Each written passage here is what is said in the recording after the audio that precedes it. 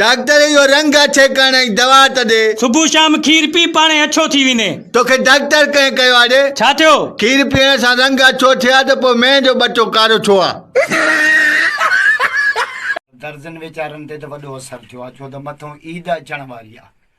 असांजे गवर्नमेंट जा बि अजीब फ़ैसिला आहिनि। चवनि था त दर्जी भले खुलियल हुजनि पर कपिड़े जा दुकान बंदि हूंदा, त पोइ दर्जी जा पुराणा कपिड़ा वेही सिबंदा था। असांजी पंहिंजो को स्टाइल आहे। तव्हां कंदा आहियो को कमकार कंदा आहियो? जी हा, छा कंदा आहियो? पींदो आहे नारेल जो पाणी, हथों जी जवानी नारेल जो पाणी। हालांकि मां हिकिड़ी ॻाल्हि ॿुधायां, सलाह ॾियां भूरे थियण जी, मां तोखे सलाह ॾियां महीनो पूरो चूने सां तड़का, चूने जो ड्रम टकाए करे, सही ॿुधायो, कूड़ ते तोप सारी कूड़ न, चूने जो ड्रम टकाए करे थोड़ी हुनमें खार विझ, अच्छा, थोड़ो लूण विझसि। मतलब तालीम केतिरी आहे तव्हांजी? तालीम जो ॻाल्हि करे, छा तालीम जो ॻाल्हि करे थो? पढ़ियल लिखियल आहियो कुझु? हा, गंज पढ़ियल, मां जो भाउ पढ़ियल आहे, बसि ॿियो छा।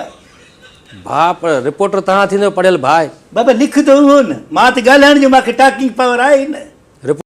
जॾहिं मुड़ुसु सफ़र ते वेंदो आहे त ॿाहिरनि मुल्कनि जूं ज़ालूं I will miss you dear, ऐं वरी असां जूं ज़ालूं वञे थो त कुझु पैसा त ॾेई वञजां। अब्बा छा आहे छोरा? हिकु मिसाल आहे, मां कम ते वञा पोइ त मां ख़ुशी में सफ़ा चरियो थी वेंदुसि। बाहि ॾे ॾे कम खे मुंहिंजो अब्बो चरियो छो थिए? रोज़ो कौन रखियो? वो तरावी पढ़ना। तरावी यार टंग में थोड़ो इलाही सूर है, इन करे भी न तो सका, इन करे।